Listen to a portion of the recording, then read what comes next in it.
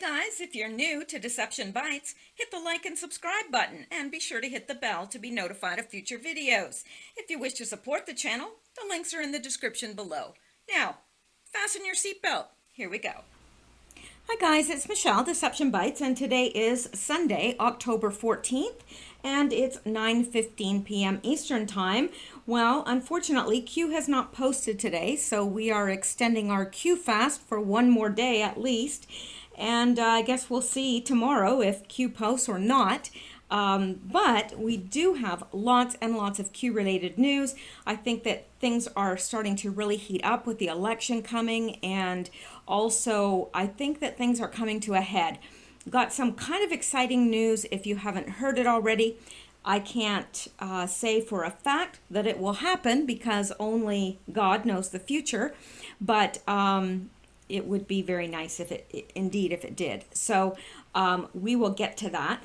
And let's just look at this first, though, because I know that those of us that have been following Q know of at least two foiled assassination attempts on Donald Trump. But as far as we know they were assassination attempts by the cabal and not ISIS. But in the news today is a foiled assassination attempt by ISIS. So let's take a look at this,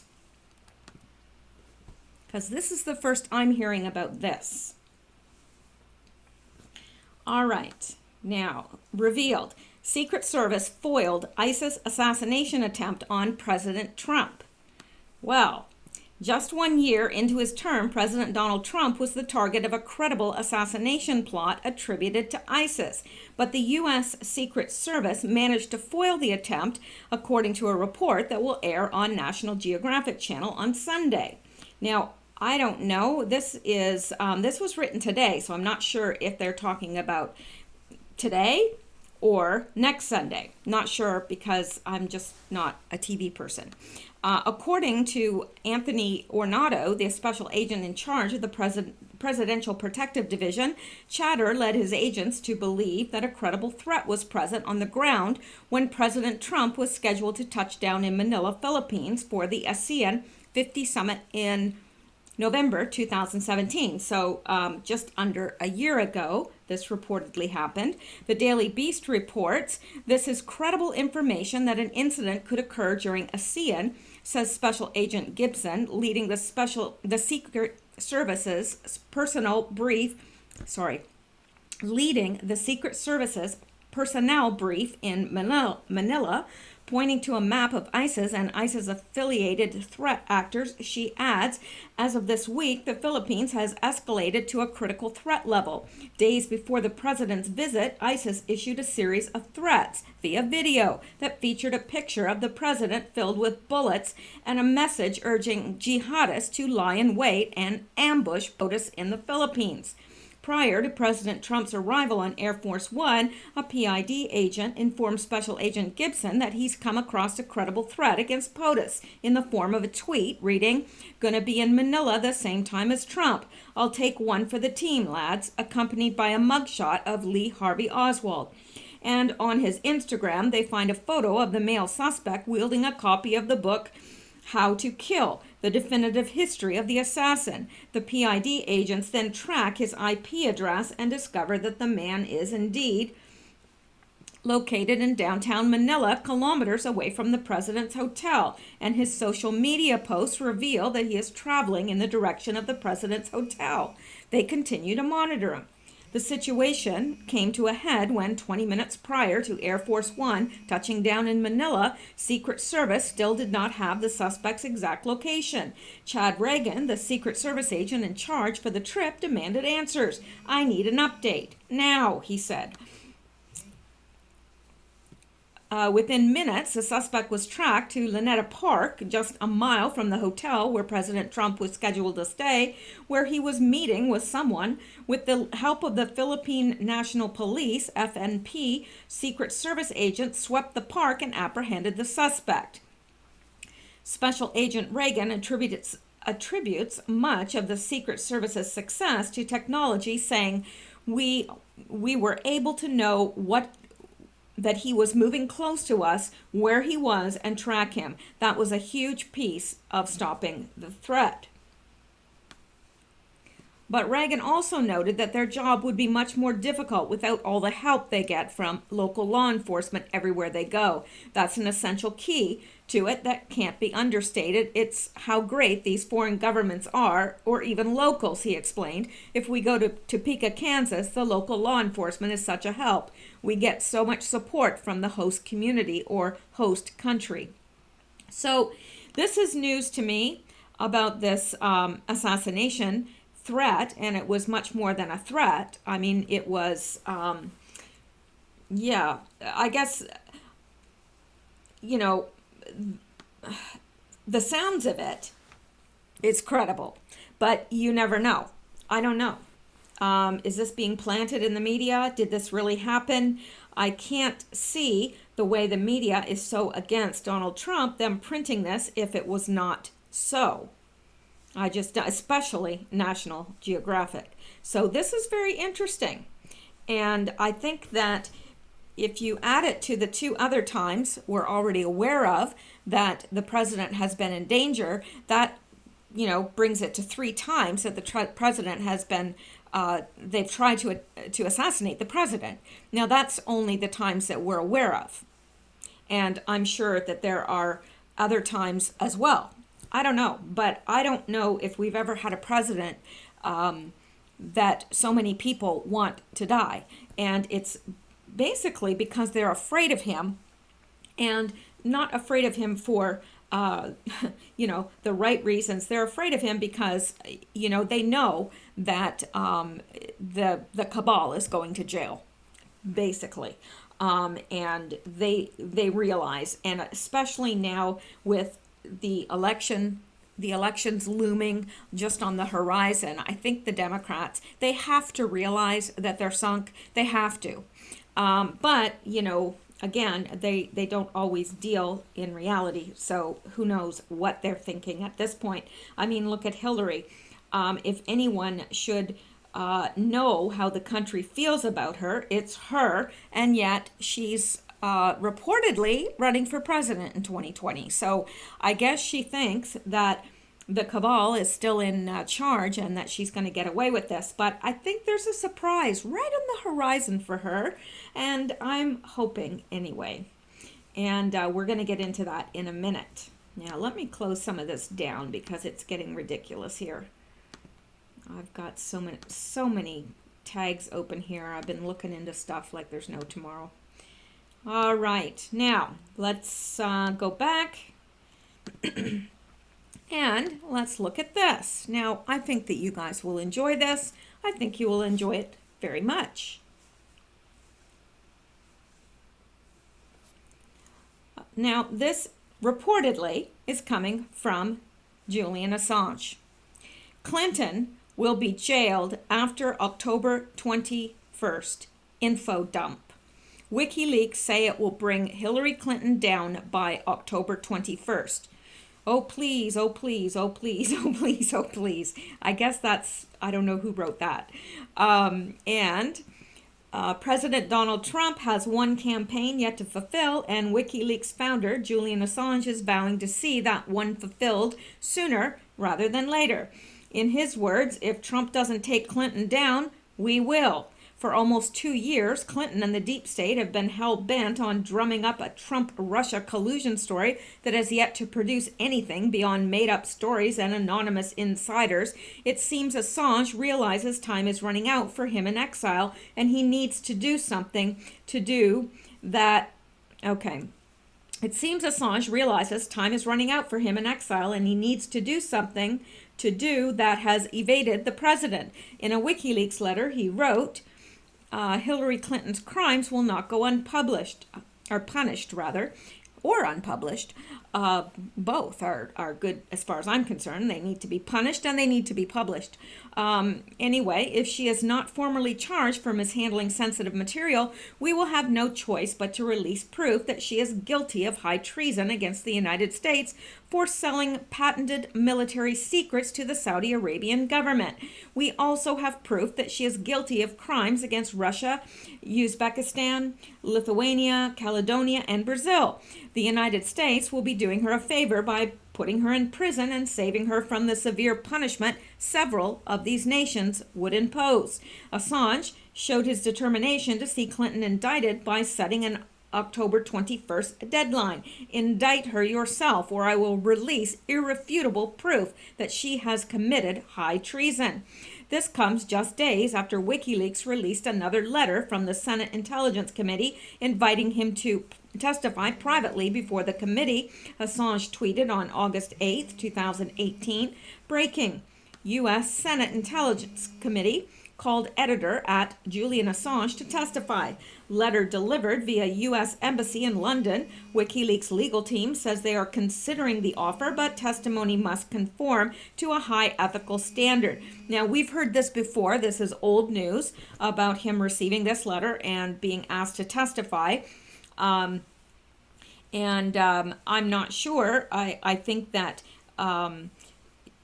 this would be, he would be on U.S. soil when he testified, and I think he's probably notably worried about that because they could arrest him. So I don't know what's going on there, and I really wish Q would address this. I really do, because I know a lot of people have been wondering, what about Assange? Where is he? What's happening with this? But anyway, let me continue here. Assange has repeatedly denied that Russian agents provided email hacks from the Clinton campaign and her private servers. Former Trump campaign advisor Roger Stone has told reporters that he has inside knowledge concerning Assange's plans to release damning evidence about Clinton. In 2016, Stone said on InfoWars that he believed Assange had proof of the Clintons' corruption and would furnish that proof to the American people. CNN's Andrew Kaczynski and Christopher Massey reported in April that Stone believed it was Russian operatives that Assange got the emails from. Since then, he was adamantly denied believing any such thing. He has adamantly denied believing any such thing.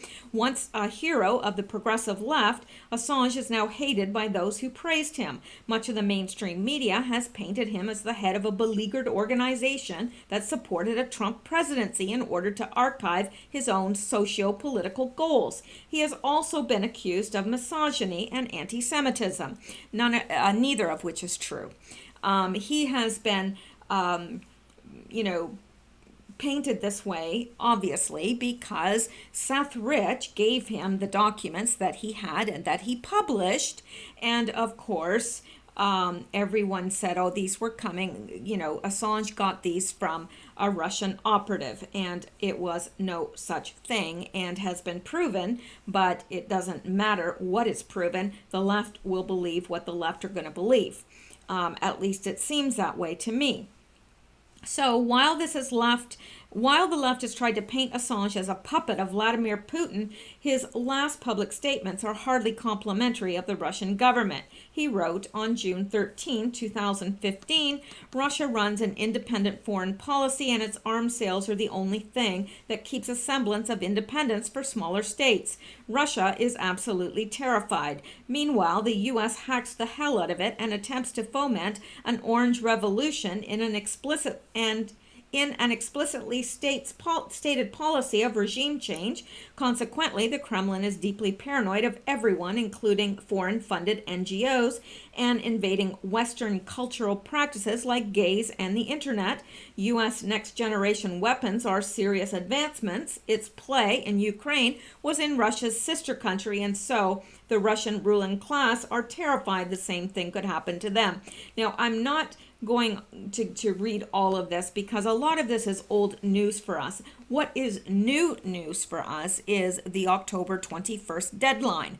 And quite personally, I would be thrilled if Assange released that, because then the Trump government would have its hands cleaned in terms of people couldn't say, oh, well, they did this because, Trump did this because he was afraid that Hillary would win the 2020 election, which of course is ridiculous to those of us in the know. But I think that the sheeple, so to speak, would believe that. If that's what came over CNN, that's what they'd believe. They'd say, oh, Trump just, is releasing this now because la la la, and it's not true. And well, you know how they'd spin it.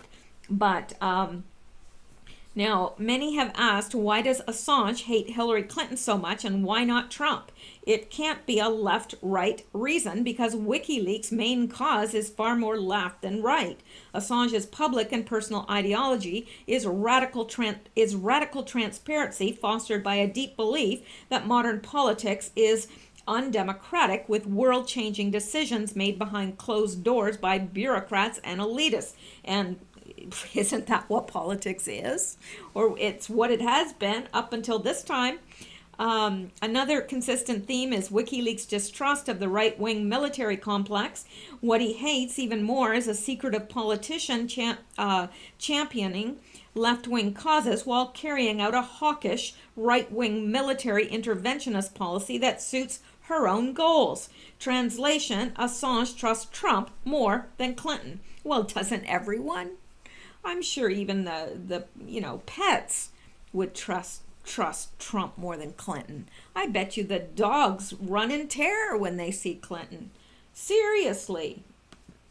Anyway, that's it. And well, I guess I did end up reading most of it, but it's good information anyway. Now, let's go back. This I picked up on Twitter from Educating Liberals. If you are on Twitter, it's a good person to follow. Says WikiLeaks says Hillary Clinton will go down by October 21st. Fun fact, WikiLeaks has never had to retract a statement for fake news.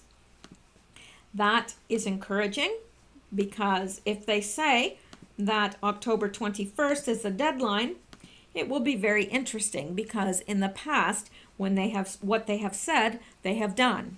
So let's see what happens because that's coming up very quickly. And I don't know about you, but I would be elated, I guess is the word. Now let's look at this. Speaking of the devil,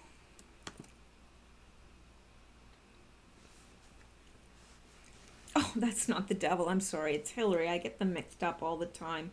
The Federalist says, bombshell.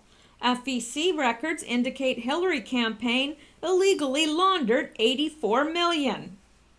Well, there's a surprise. Boy, I'm just shocked right down to my boots. Well, I'm not wearing boots, but if I was, they'd be shocked too.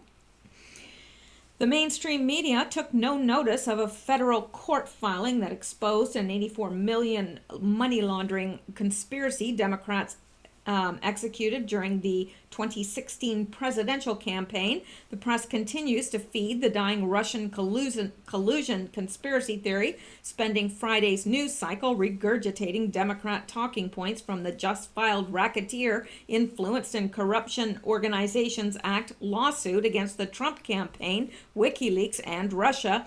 Yet the mainstream media took no notice of last week's federal court filing that exposes an $84 million money laundering conspiracy by the Democratic National Committee and the Hillary Clinton campaign executed during the 2016 presidential election in violation of federal campaign finance law. Well, this woman just can't stay out of trouble, can she? I mean, you would think, I don't know. It's so far beyond. I wonder, 20 years from now, what will be written about Hillary Clinton? Seriously. I'm just wondering. How will she be remembered? I hope all of this comes out, all of it. Anyway, that lawsuit filed last week in a D.C. district court summarizes a DNC Clinton conspiracy and provides detailed evidence from the Federal Election Commission FEC filings confirming the complaint's allegations that Democrats undertook an extensive scheme to violate federal campaign limits. There's a big surprise. Dan Backer, a campaign finance lawyer and attorney of record in the lawsuit, explained the underlying law in an article for Investors Business Daily. Under federal law, an individual donor can contribute $2,700 to any candidate, $10,000 to any state party committee, and during the 2016 cycle, $33,400 to a national party's main account.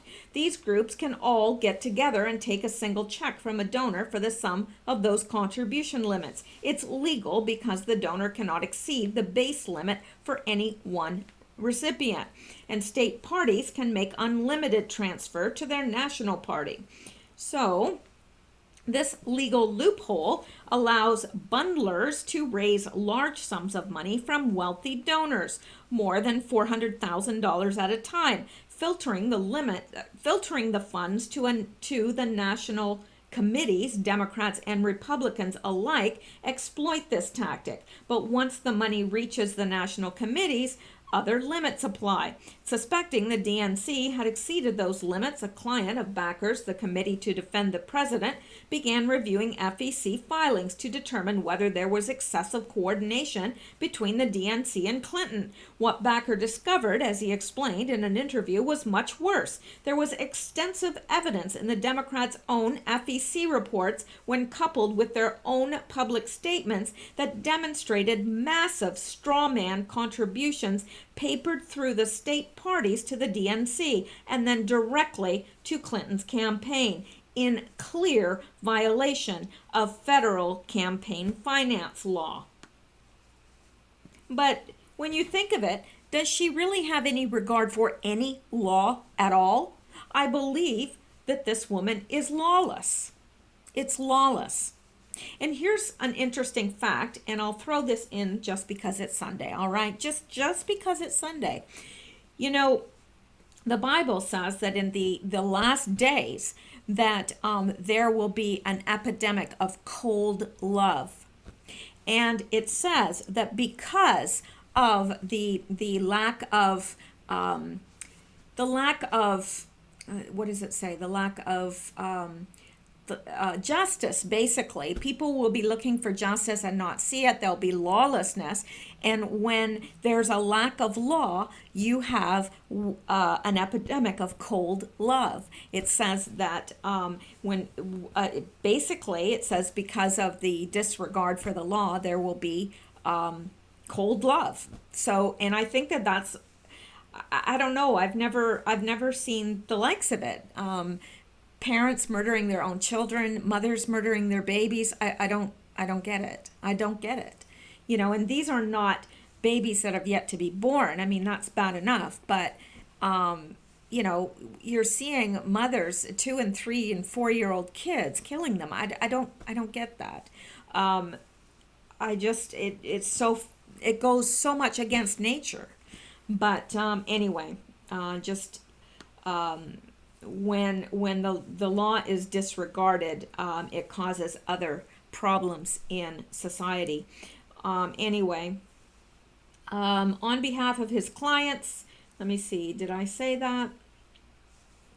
I just don't want to read all of this because I don't want to weary us. But suffice it to say that there has been money laundering, and they have found that the money laundering has taken place to the tune of $84 million. Yeah, of course that's probably just chump change to her, but I bet they have money hidden all over the place. And it's interesting because I was under the impression that because of the executive order from December 21st, that they had shut down her access to her money, the Clintons, that is. And it's interesting because now they're and they were even seen on a commercial flight, which I mean, that's just unheard of for the Clintons. So I think that their money was being shut down or had been shut down, and now I think because they've opened this exploratory thing for her to run in 2020, the money started flowing again, and people are donating because they want to see her be president. And that's what I personally think is happening. Let's go back. All right.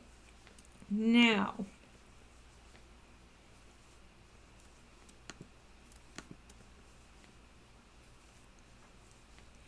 let's look at this. This is very interesting regarding a subject that we're all familiar with. Now, let me play this.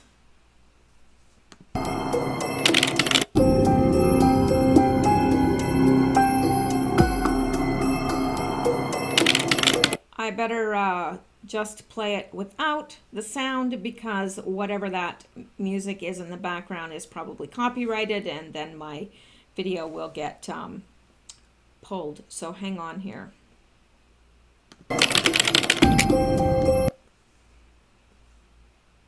Let me go back and I'll read as it's. A total of 54 former Clinton colleagues and associates have ended up mysteriously dead over the past 30 years. 14 of them have died by apparent suicide. 8 have died in a plane, car, or motorcycle accident. 14 have been found mysteriously.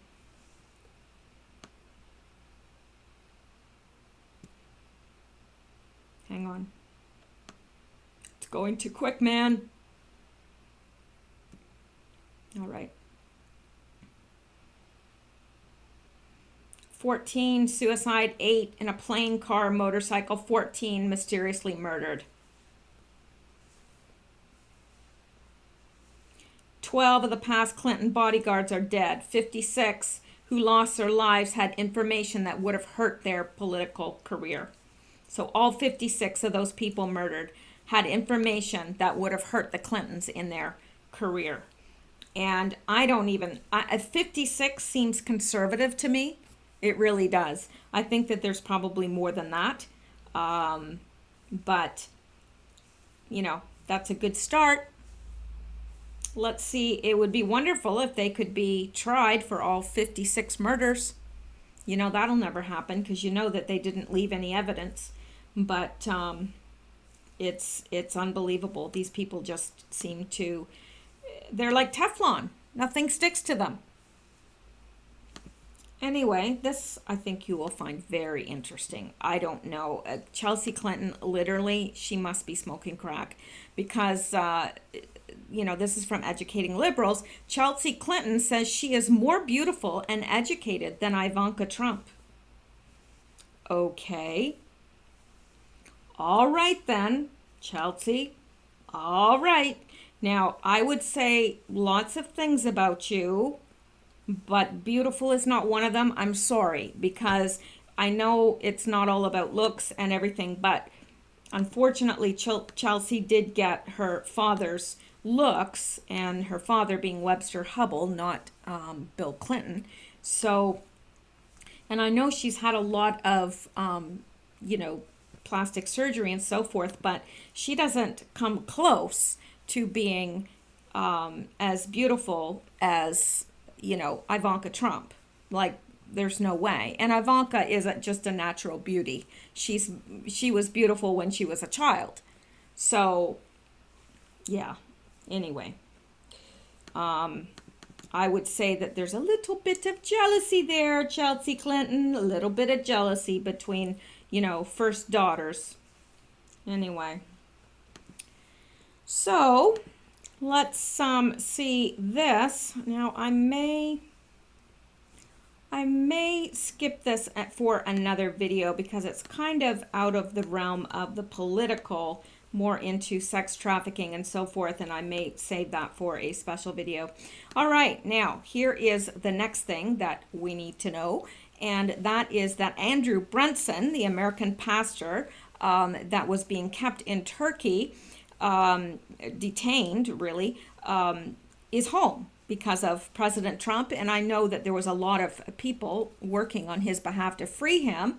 And I only found this because this person was responding to CBS News, and CBS News posted, which I find amazing that CBS News posted this, but prayer for Trump. Andrew Brunson, the American pastor freed after 2 years of detention in Turkey, prayed for the president as they met in the White House. And I think that this is absolutely amazing. And also, I wanted to show you this because this made me want to cry. In a good way. I mean, a sad cry, but a happy sad cry. Look at this guy.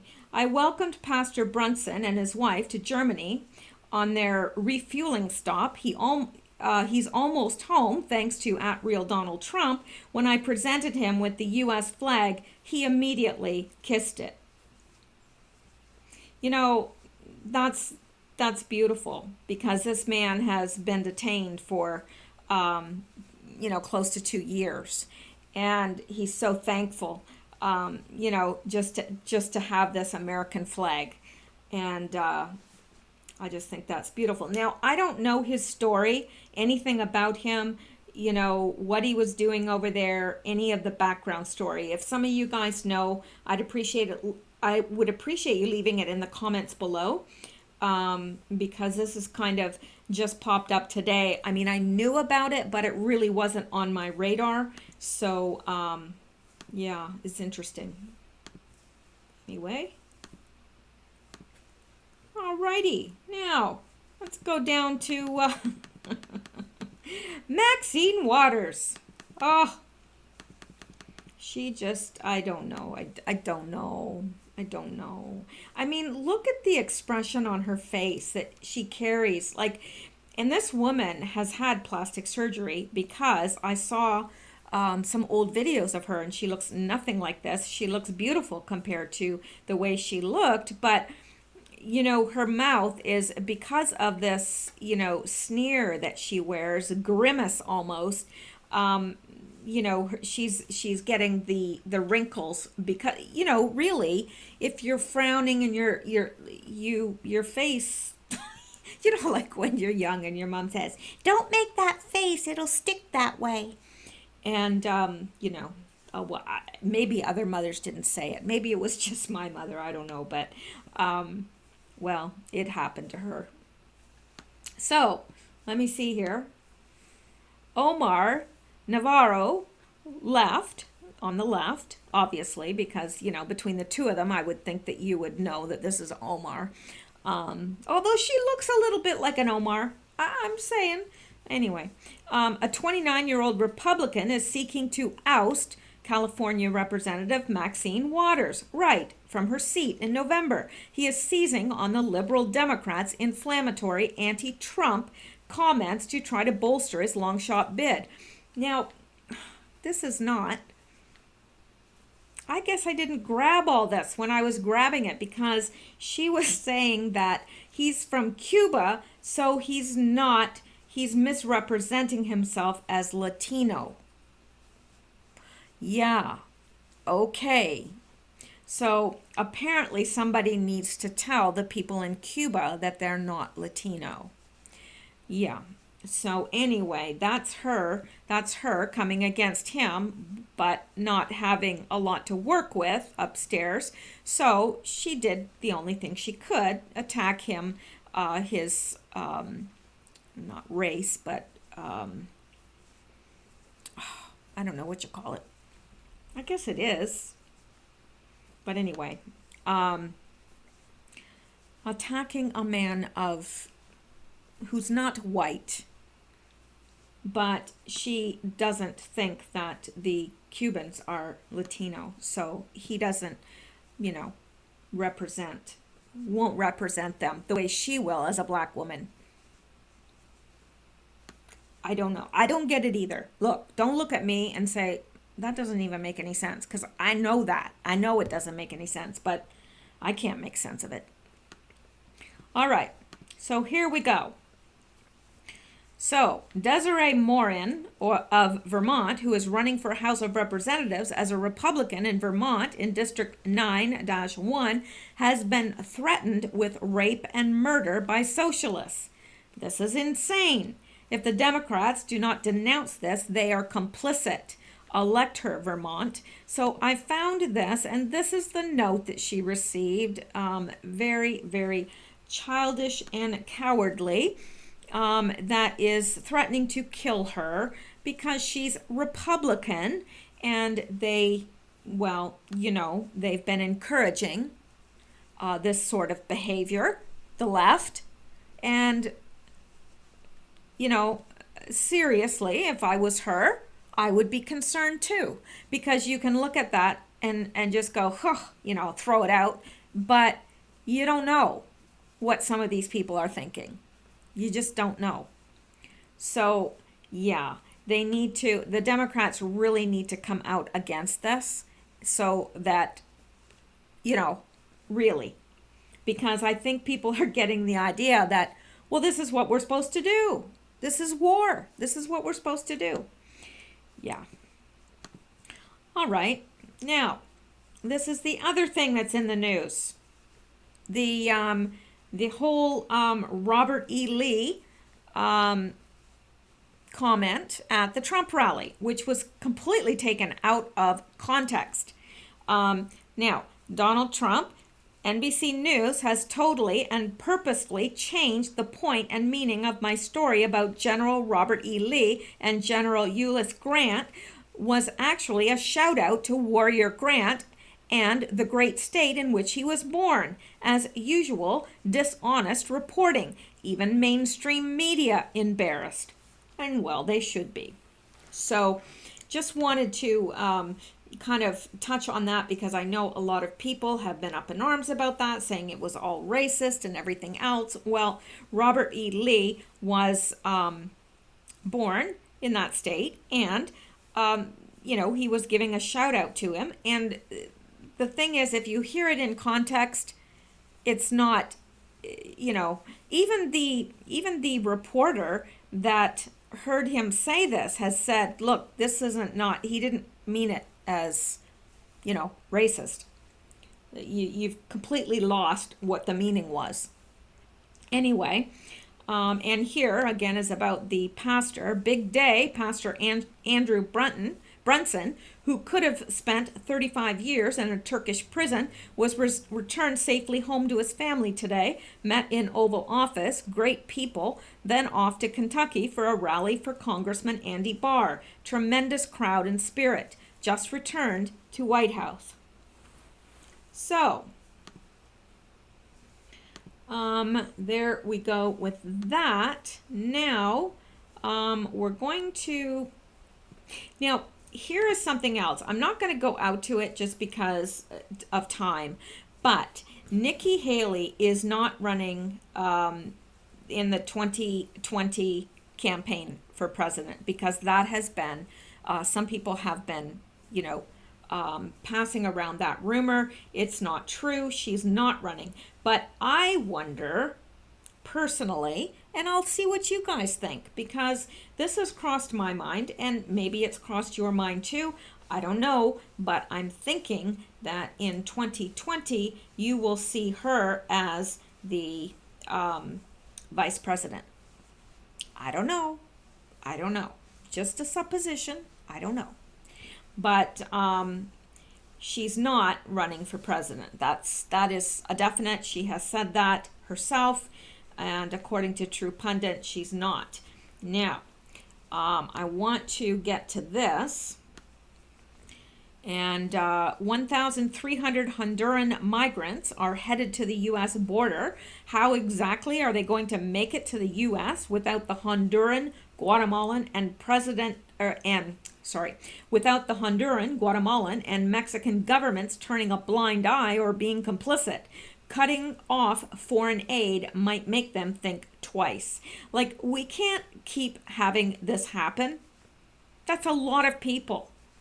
1,300 Honduran migrants. And yeah, they got a pass through Guatemala and Mexico, and so those governments have got to be turning a blind eye because they're letting them in and walk through their countries, and they're expecting entrance to the U.S., and when they get there, it's going to be a humanitarian disaster again. Because what do you do with them? Personally, I think they should be turned around because you know what? Or the Mexican government should have to deal with them on that side. They should not be allowed into the U.S. because, you know, these people have to know that if they start off on journeys like this, it's not going to end well. You know, and everyone says, oh, the children. Well, presumably they're their parents. We don't know because a lot of people that claim they're their parents are actually traffickers trying to traffic kids across the border. That happens all the time.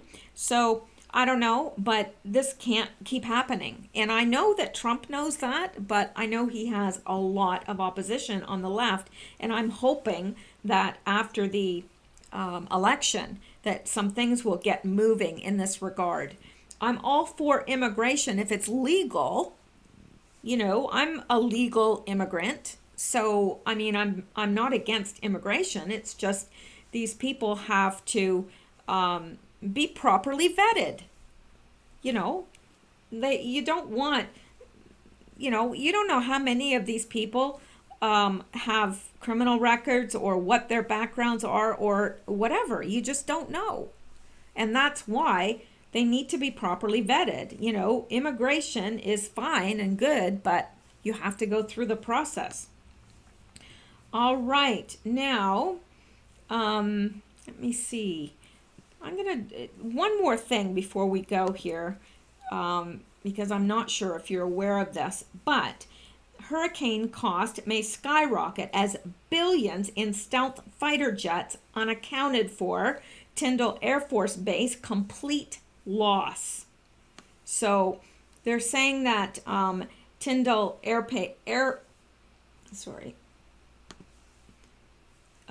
Force Base is a complete loss from widespread catastrophic damage. Questions remain over nearly 24 F-22 stealth fighters, which are unaccounted for. Well, what does that mean exactly, unaccounted for? Are they damaged? Have they been washed out to sea? I think that these are important questions to ask. Like, what do they mean by unaccounted for? Were they there before the hurricane and now they're gone? Are they damaged? I don't know. According to the New York Times, Tyndall is home to 55 stealth fighters, which cost a dizzying $339 million each.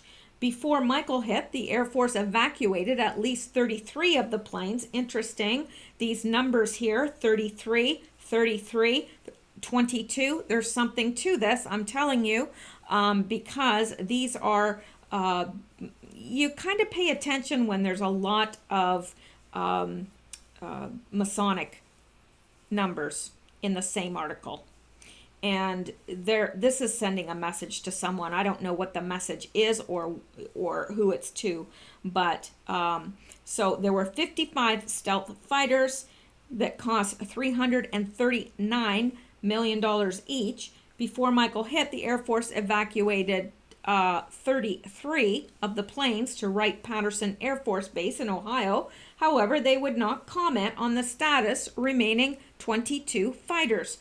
Air Force officials have not disclosed the whereabouts of the remaining 22 planes, other than to say that a number of aircraft were left at the base because of maintenance or safety reasons. That makes no sense. I mean, okay, if you can't get them out by flying them out, then can't they put them on the back? I don't know. Maybe they're just too big. I don't know how big these planes are. But, you know, what happened to them? I guess that's the question. Are they washed out to sea? I don't know. So an Air Force woman, Major Melinda Singleton, would not confirm that any of the aircraft left behind were F-22s, but photos and videos from the wreckage of the base show the distinctive contours of the F-22 squared tail fins and angled vertical stabilizers, and a jumble of rubble in the base's large building, Hangar 5. Another photo shows the distinctive jet in a smaller hangar that had its doors and wall ripped off by the wind. Interesting. That's the other thing that I'm not getting about this hurricane, because when I saw pictures of Mexico Beach, and please, if anyone is around from that area, around that area, please chime in the comments below, because it'll help us all to understand. When I saw pictures of them flying over Mexico Beach in near in the Texas or the Florida Panhandle, it was gone. All of those houses were either wiped away, washed out to sea, or the houses that remained were heavily damaged and not livable. And let me tell you, after a hurricane and with that hot, moist air, everything molds. Those houses are going to have to be bulldozed to the ground. And so really, nothing's left. And don't tell me that all of those people evacuated, because I don't believe it. I don't believe it. You know, I know that a lot of people are gung-ho against, no, we're not leaving, because what happens is after a hurricane, everybody loots and they stay behind to protect their property and so forth. But in this instance, the damage done was catastrophic. So this is the third worst natural disaster, if it was natural, and I'm not so sure, but the third worst, and we're not hearing about it. What's going on? If anybody can enlighten me, I would appreciate it. Anyone from that area, please, you know, chime in the comments below, because I'm concerned. When I saw that, my heart literally sank, because I thought, oh my gosh, all those people, like those homes were filled with people. Now, granted, many of them probably evacuated, but I don't believe that every single one of them was empty. And there were probably, you know, you've got, it's not just the material stuff. It's a lifetime of memories and family photos and, you know, everything. So, and probably pets as well. There were probably pets as well. So I don't know, but I just don't, I'm not believing the death toll. I'm not at all. So it's just like Katrina, like that's a total lie. And I know that because I did a lot of investigating of that when I lived in Baton Rouge. So I know that's a lie, and I'm thinking this is as well. So anyway, I welcome your comments, and thank you so much, the you guys that have supported me on Patreon. I'm just learning Patreon. I'm really even not sure of how to use it to the best benefit, and or what I should put on Patreon, or if anything. I just I'm still looking into all that, so any suggestions are more than welcome. And to all you guys over, you know, this year that I've been doing this, that have bought me coffee and things, I really appreciate it. You have no idea how much I appreciate it. I try to stay up with my my thank yous, and sometimes I get behind, which I am right now. So but don't ever think I don't appreciate it, because I do. And anyway, I think that's going to be it for the Q-related news for today. I've certainly got more that I could get into, but I'd like to keep this at a reasonable length anyway. So I will be back tomorrow with either with Q or with Q-related news. So I will talk to you guys then. I hope you have a great evening, and I hope that you stay well and stay safe. God bless, and I will talk to you later.